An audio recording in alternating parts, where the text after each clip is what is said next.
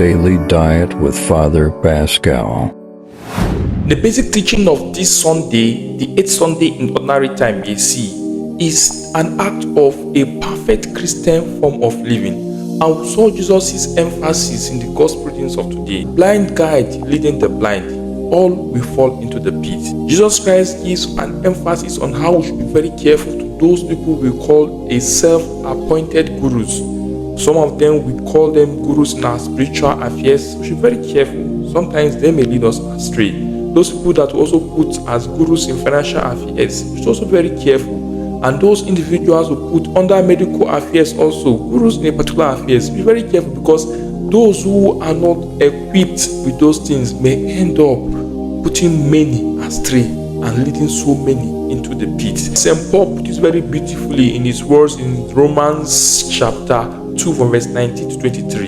He said, if you are convinced that you are a guide for the blind, a light for those who are in darkness, if you know how to teach others, do you teach yourself? If you preach against stealing, do you steal yourself?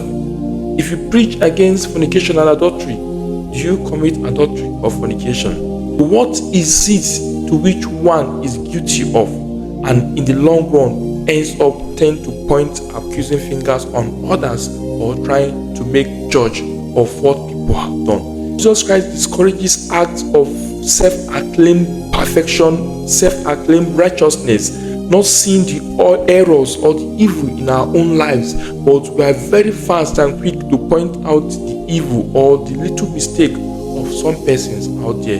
How have we made ourselves to become yardstick of measurement for morality? Or who has given us the ability to be the judge over people's life? Now, many times people may get it wrong to the message of Jesus Christ today, when Jesus Christ said, do not judge others. So what did Jesus Christ really mean when he said that we should not judge others? Now, when Jesus Christ made that statement, it's not a cover for immoral behavior in general. Many times some people use this statement as a cover for immoral behavior. So because I cannot judge others, so also I should carry on with a particular evil or a particular crime. The statement by Jesus Christ, do not judge others, it also means that it should not be a cover for sexual misbehavior. So because you are carrying out life of immorality or sexual misbehavior, you feel others people to not judge you, or you feel because you are already embodied yourself in that crime or that evil, you should not be judged by others. The statement by Jesus Christ, do not judge others, should not prohibit us not to admonish other persons. Because if you feel that you are stained or you are guilty of a particular crime, this statement should not hinder us not to correct errors of people or those who are committing a particular crime. Because you feel you are not perfect yourself, should not be a yardstick that you should not correct others who are committing a particular crime. It should not be an endorsement for moral relativism. This statement should not be an endorsement or a means to boost our ego to commit evil. So when Jesus Christ talked about not judging others, is that we should look up to him as a yardstick. He becomes a measurement for morality, he becomes a measurement for righteousness, and he becomes a measurement of rights in the society.